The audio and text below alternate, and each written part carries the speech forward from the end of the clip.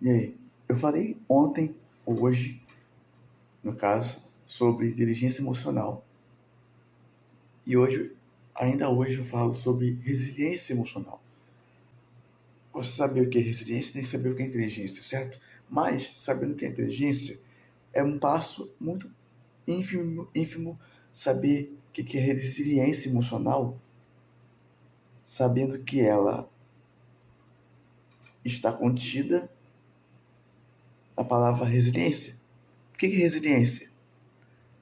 O que é resiliência? É você pega um elástico, estica o elástico, aquele elástico que envolve dinheiro, sabe?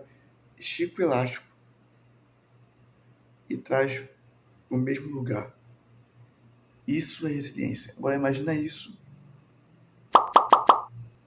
Nem sempre a gente vai sentir plenitude em relação a nunca sentir outro tipo de sentimento.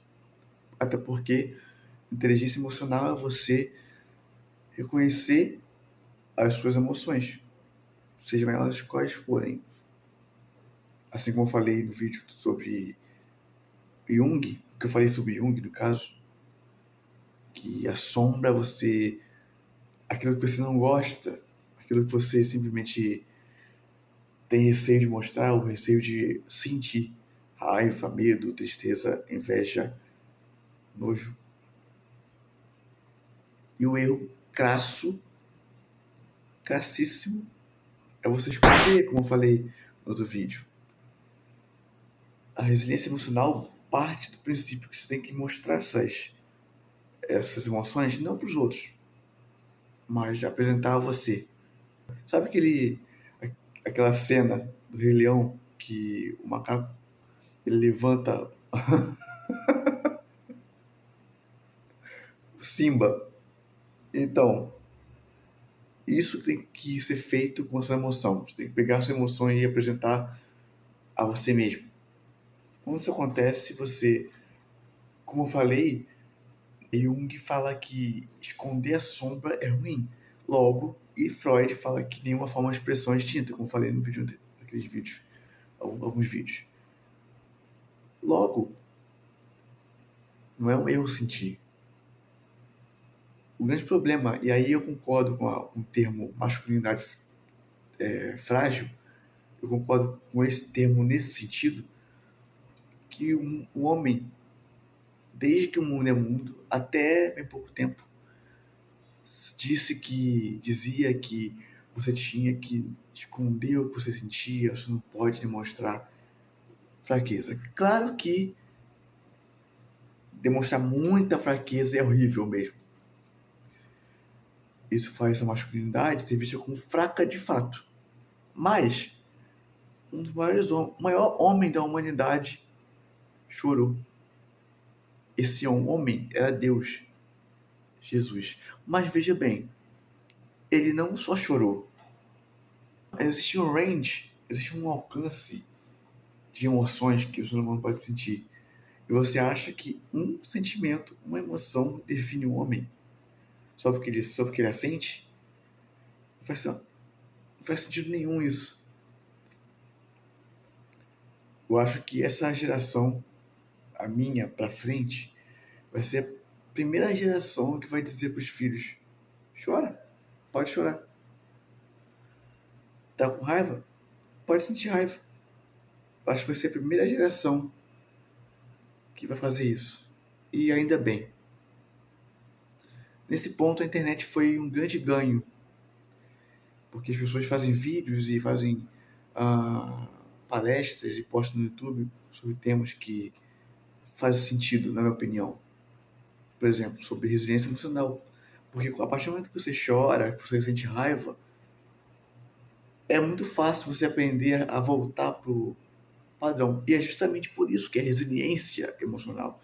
Existe uma palavra chamada neuroplasticidade, que está aqui, ó, que é basicamente é uma academia do cérebro. Academia, para te explicar o que é isso, eu tenho que explicar o que é academia.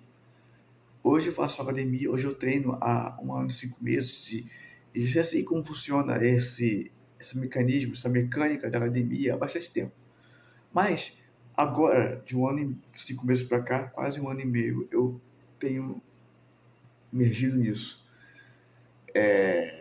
Academia nada mais é do que a destruição do seu corpo, por incrível que pareça. Para quem não sabe, academia, o treino, ele destrói aquele músculo específico que você está construindo. Ele destrói. Ele tem micro lesões no seu músculo. São lesões, mas micro. São micro, mas são lesões. Então pense que quando você está na academia, você está literalmente destruindo seu corpo. Mas, porém, contudo, entretanto, todavia, pero, academia é 50%. Não, 30% treino, 40% treino, 30% alimentação e 30% descanso. Mas como assim descanso? Dormir. Inteiramente dormir. O treino acontece mais no sono do que na academia. Por quê? Se você só treinasse, se você só destruísse seu corpo, mas não dormisse, existiria grande chance de se lesionar. Porque, como eu falei, são lesões que acontecem, certo? Mas quando você dorme, o sono é basicamente um metiolate natural, basicamente.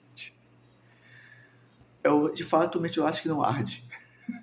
Quando você dorme, seu corpo vai basicamente reconstruindo aquilo que foi destruído, só que tem um porém.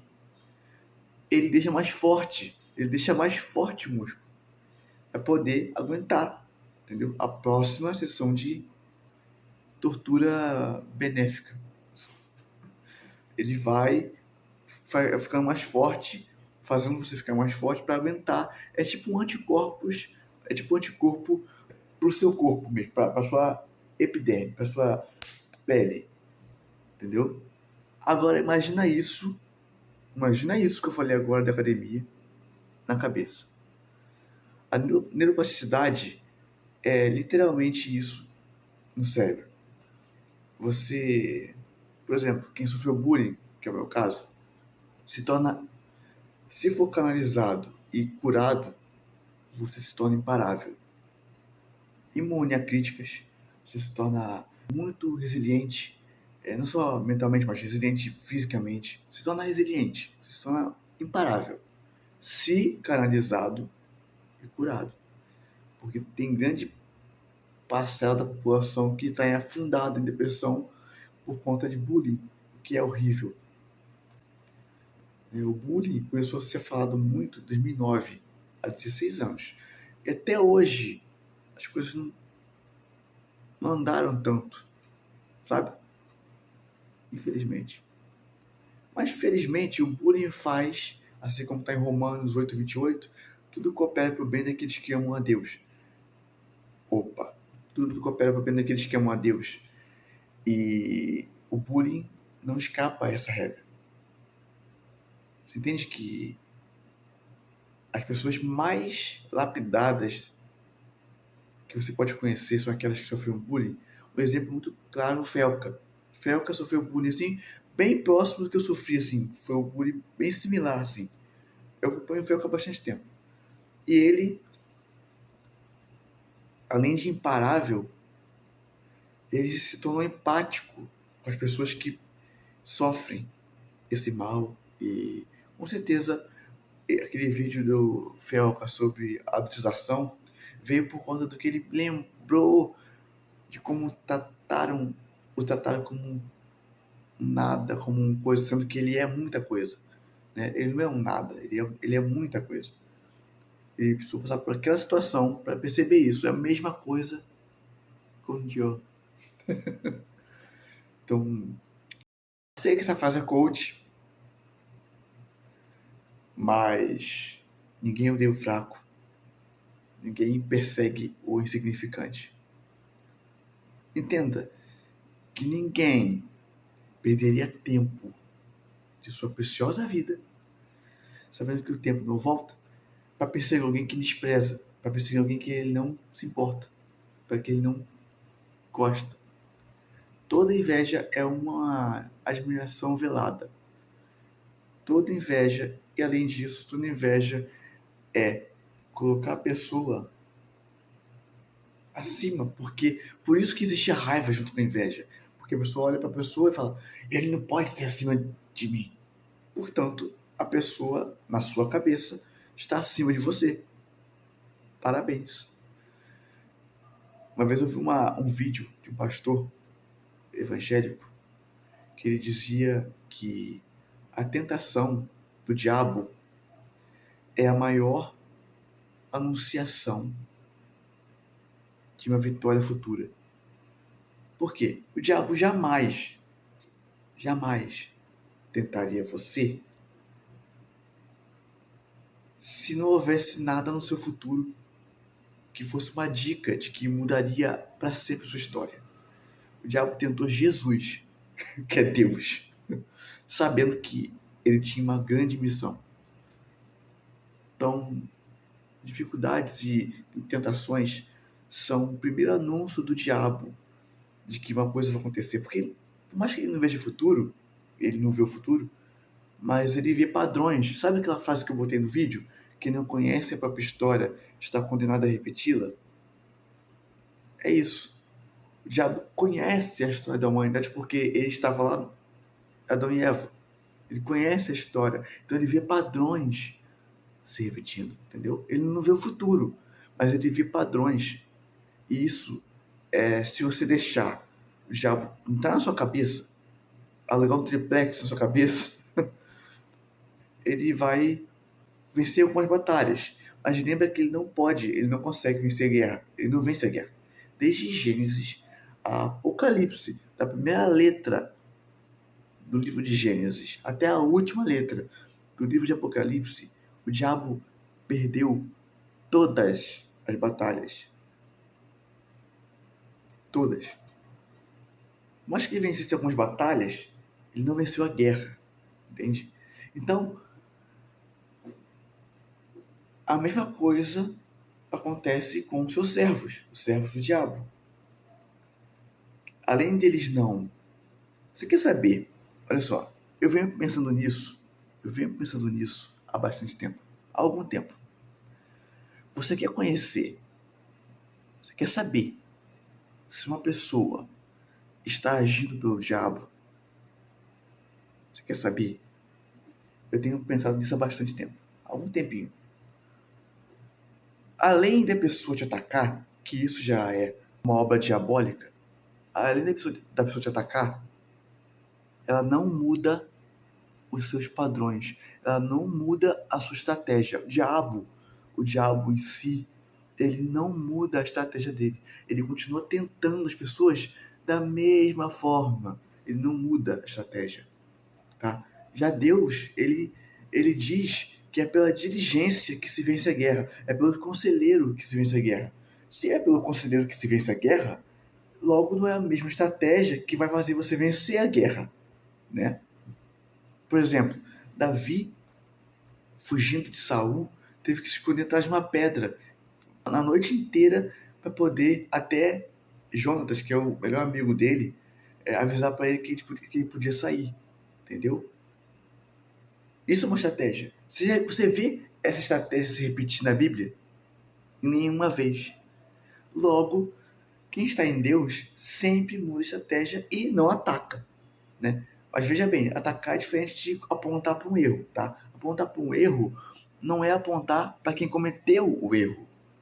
Quem está agindo pelo diabo comete ad hominem. Ad hominem significa argumento contra a pessoa e não contra a ideia. Argumento ad hominem, tá? Isso significa que a pessoa ataca você. Por exemplo, você apresenta um argumento. Ao invés de a pessoa dizer, olha, seu argumento está errado por isso, isso, isso, a pessoa diz, você é um pilantra. Você é uma pessoa ruim. Você é uma pessoa que não presta. Bom, por quê? Apresente um argumento, um contra-argumento. Aí sim, você vai estar falando que eu sou uma pessoa que não presta a partir dos argumentos. Sabe aquela frase? Deus ama o pecador, mas não ama o pecado. Deus odeia o pecado, mas não odeia o pecador. É isso.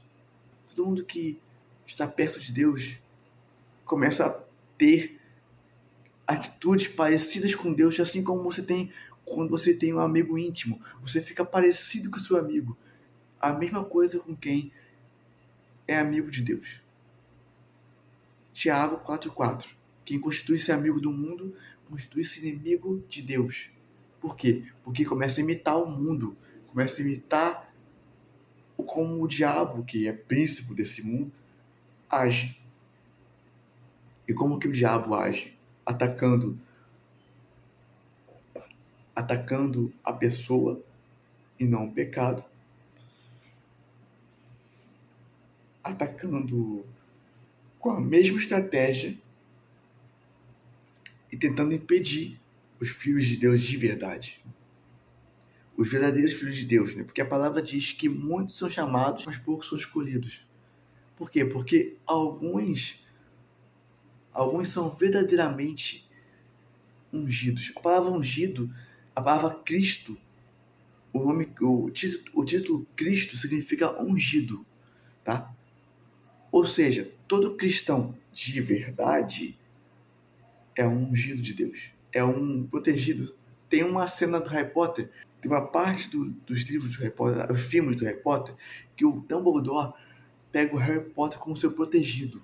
Ele fica protegendo o Harry e indo com eles nos lugares para fazer uma missão. Isso que Deus faz com seus eleitos. Isso que faz. Por que eu falo sobre essa passagem, sobre muitos são chamados, mas poucos são escolhidos? Porque muitos são joios, mas poucos são trigo. Entendeu? E quem é joio na igreja, que me revolta bastante, ataca a pessoa. Sempre, sempre, sempre. Você quer saber quem é joio?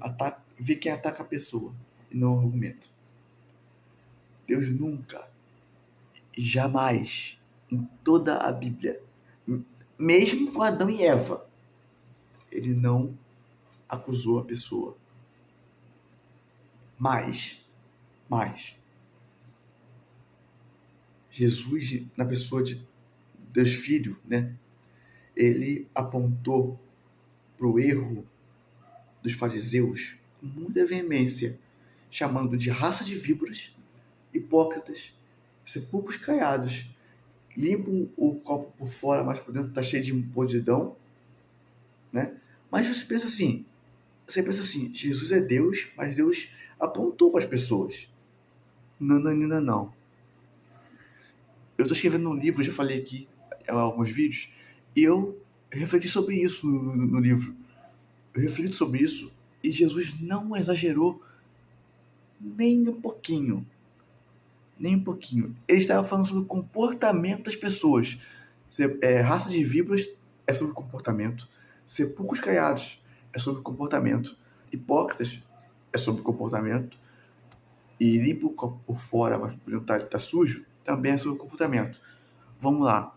Raça de víboras são aquelas pessoas que se juntam e ficam esperando o momento certo para dar o bote, para agir com corrupção. Sepulcros caiados são aquelas pessoas que, assim como o copo que limpa por fora e por dentro está sujo, sepulcros caiados é aquela pessoa formosa por fora, mas por dentro esconde podridão. Hipócrita é aquela pessoa que acusa a outra pessoa do que ela faz. E o copo limpo por fora, mas sujo por dentro, é a mesma coisa que o sepulcro caiado. Tem uma vontade imensa de mudar a aparência, de mudar o seu olhar de candura por fora. Mas por dentro, senhores, por dentro tem vida dupla, tripla, quádrupla, quíntupla. Tá? Eu prefiro alguém que é agressivo ao apontar o erro de alguém do que alguém que faz igual o Judas, sorri na mesa, mas trai o mestre. Então, parte disso, isso que eu estou falando aqui, de você reconhecer o joio. Se você reconhece o joio e você não se abala por ele, você consegue muito mais facilmente voltar para o seu eixo, tá? É como se fosse uma arma. Tem a arma e tem um gatilho. Se você tocar na arma, mas não tocar no gatilho e puxar, você não mata ninguém, isso não causa nenhum dano. Agora, se você segura a arma assim, ó, o gatilho aqui, e você segura a sua arma por fora, não acontece nada. Você neutralizou a arma. Isso que é resiliência emocional de forma não tão óbvia assim. Porque muita gente quer ser resiliente emocionalmente, mas não percebe os padrões. De perceber os padrões, o diabo não consegue fazer o bem, ok? Mas ele usa ferramentas que pessoas de bem têm que usar, ok? Que é perceber os padrões. Perceber os padrões é o certo, mas o diabo faz isso pro mal, você entende? Se você pegar, perceber o joio e neutralizar a ação dele na sua mente, nenhum gatilho é acionado. E isso te salva anos de terapia, tá bom? Não só pessoas, não tô falando só de pessoas, tá? De padrões na sua própria vida, no seu comportamento. Se você pega o comportamento seu e percebe, você é o seu vigilante. Por isso que a palavra diz orai e vigiai. Porque você percebendo o seu padrão, você vigia aquele padrão para que não aconteça. Por isso que existe a metanoia, que é a mudança de comportamento. Metanoia é a conversão. É isso. Se inscreva no canal, parceirinho.